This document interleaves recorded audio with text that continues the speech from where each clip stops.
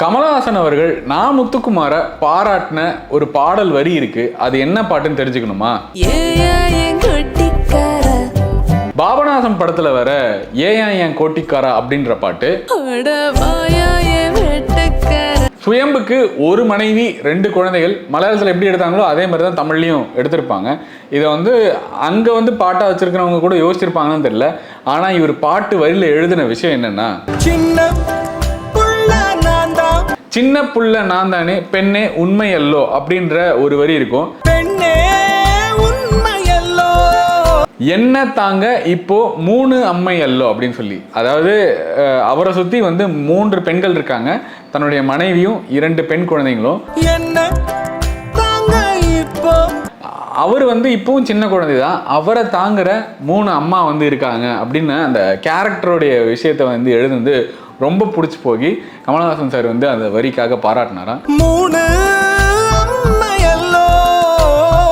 ஒரு காலகட்டத்தில் நான் முத்துக்குமார் அவர்கள் கமலஹாசனுக்காக எக்கச்சக்கமாக கவிதைகள்லாம் எழுதியிருக்காராம். எல்லா குழந்தைகளும் பால் குடித்து வளரும், பரமக்குடியில் மட்டும் ஒரு குழந்தை ஃபிலிம் குடித்து வளர்ந்தது.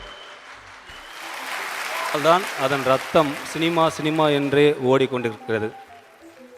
கமலஹாசனே, கலைகளின் நேசனே, உங்கள் பிளட் குரூப் சி பாசிட்டிவாகத்தான் இருக்கும், சினிமா பாசிட்டிவ். பட்டுக்கோட்டை கல்யாண சுந்தரம் அவர்களுடைய கவிதை ரெஃபரன்ஸும் இருக்கும். எங்க அப்படின்னா இந்த பாலருவியும் தேனருவியும் 5 அருவியும் அப்படின்னு ஒரு லைன் வரும். அந்த கவிதை எங்கேயுமே அந்த வரியோ எதுவும் கேட்கலையே அப்படின்ற மாதிரி ஃபீல் இருந்துச்சு.